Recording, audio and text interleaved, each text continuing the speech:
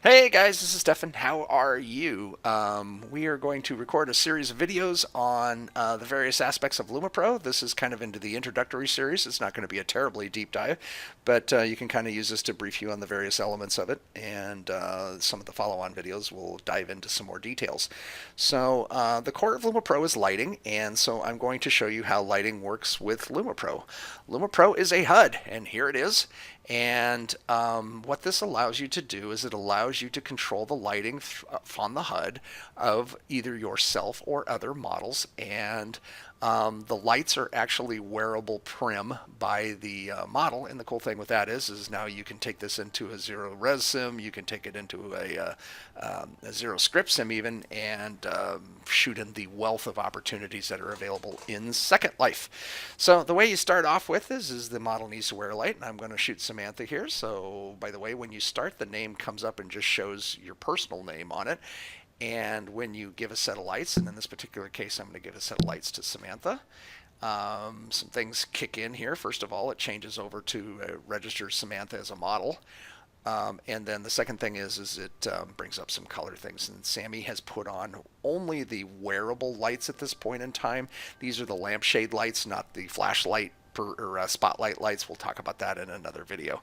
So if you notice these lights here, there are three of them. They're actually attached to her chin, and they move around. The nice thing is as Samantha moves around, these lights move with her, so we can wander around Sims. We can go from sitting positions and standing positions, and the lighting will remain correct to her in these various options, at least for the most part. I'm going to pose to Sammy just to, thank you, just to get things started here. Let me also sun position. I'm going to set it to midnight just so you can get a better feel for this thing. Obviously, the room quite dark right now. By the way, also quickly, I have my graphics card set to, I'm going to set it all the way up to ultra here so you can see the whole thing here. All right, and obviously the room is quite dark. So the quickest thing you can do is there's four quick little presets here, and if you notice these lights aren't actually turned on here, I'm just going to pick one Rembrandt here just to kind of give you a sense of the startup in here. The room doesn't have to be this dark. I'm just using it for tutorial purposes. It brings up one of the lighting things. All right, so let's talk about basic portrait lighting for a quick second because it'll help explain what these four buttons are in here. And to do that, I'm going to show you some photos here. And I went spelunking around the internet to find some of these things. So here is some examples of some lighting. So in this particular example of a lighting, this is actually just, I think it's just a single light. And you can see this light is up in this side and kind of bright. And it creates a lot of light over in here and creates it dark over in here. By the way, if you've ever taken any lighting or studied lighting in real life, one of the cool things you can see out of it is you can actually look in their eyes and see a document. And what you see is a square box right here. And it's shifted off to one side. So there's just one soft box on this whole photo here that's creating this one dynamic light, and you can see that, and the impact of that is that this particular side is pretty dark. Here's another example of one, and again you can kind of look in her eyes and kind of see what's going on, and there's one light up and to the left here, and then there's another light kind of down below, kind of helping get her outfit figured out. Another example of lighting here where there's a kind of a dominant light trying to mimic the room lighting, I think, with another light hiding over the back here that's lighting up here. And these are typically called accent lights. You notice it's just accenting along her arm, it's accenting along the back of her hair, it's accenting part of the chair, it's getting the back of her dress. It just helps outline the model, and we'll talk about the accent lights.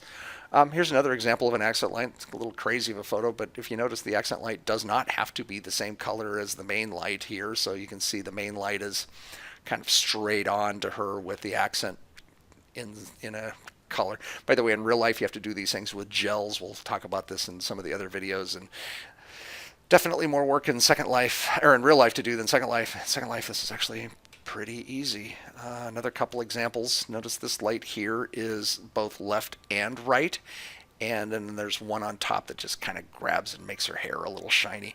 But this is what this is typically called as a split lighting. The lighting is split left and the lighting is split right. You don't end up with dominant shadows on either the left side or the right side. This top light is casting a bit of a shadow under her chin, but in general, this is a split lighting is a fairly flat lighting scheme. Here's an example of a light that's pretty much straight onto her. I think I have another example of this thing. These two lightings are typically called butterfly lighting. It's an odd term, but I think the theory is that when you have one light that's, you can see the one light right there in her eye, it creates a shadow under the nose that kind of looks like a butterfly. I've never fully seen that, but there you go. And here's another famous one, which is Rembrandt. And these are Rembrandt paintings. I'll show you a couple of them. Rembrandt was famous for offsetting his lighting. So if you notice this light, you obviously can't look in his eyes the same way to see the light here. Rembrandt didn't do that kind of stuff. Too bad. But in either case, what you see is one light. It's up into this side. It's creating an offset lighting. The consequence of having that light up and to the right is this side goes very dark, and there's really nothing that he's done in this particular painting to try to let that side not get lost. Here's another Rembrandt painting. The ambient light's a little warmer in the room so you can get a bit of lighting on it. So there you go. Here's another example of a Rembrandt. This light is up and to the right. You can see it in here, and then there's another light down and to the left here, which is accenting so it's not just completely lost in her hair on this thing. By the way, her frilly hair everywhere drives me nuts in this. So there you go. Here's another example of a Rembrandt lighting where it's up and to the left, and the accent is just grabbing a bit of her arm and then grabbing a bit of the back of that hair right there. Okay, so let's so here we go back to Second Life. Notice you'll see these 4 lighting settings here. Let's show them to you. Butterfly. When you click butterfly, it kind of sets these are kind of quick sets just to get things going. And if you notice, it created this one light. It's above her head. The other light is kind of tucked behind and isn't doing much of anything.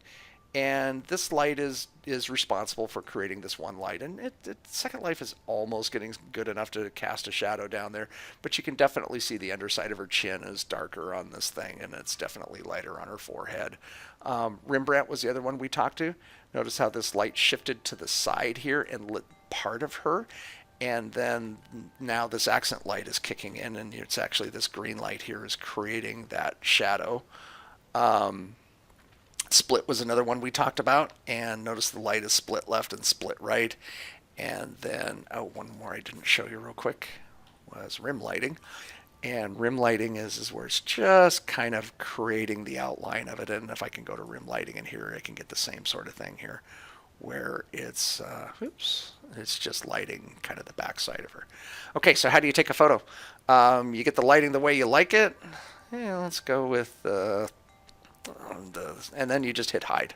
And as soon as you hit hide, the balls go away, the HUD goes away, you can compose your shot and hit click, and you're off doing some great photos. Okay, so very quickly I'll talk about some of the colors you have, and I can click this little button right here and it'll bring out some colors. There's about 250, 300 colors that are accompanied from a real life movie and theatrical industry lighting company. These are the gels that we talked about that you put over it, and so these are kind of some of their standard gels. And what you can see here is I can start moving some of these things around and picking some different colors for Samantha here. And you can walk through all these kind of standardized colors that exist, or you can pick on the color menu. If you want to pick something very specific in color, you can do that. We'll get into another video. We can go into the advanced where we can actually start playing with these things a little bit more. Okay, that is the quick introduction to getting some lighting. It's as simple as give the lights to the model. Make sure the model is up here, but it should already. And then you can pick one of these quick set positions. You can make some quick tweaks to it. You can pick a color that you like, and then you just hit hide. The balls go away and take your shot. That's it.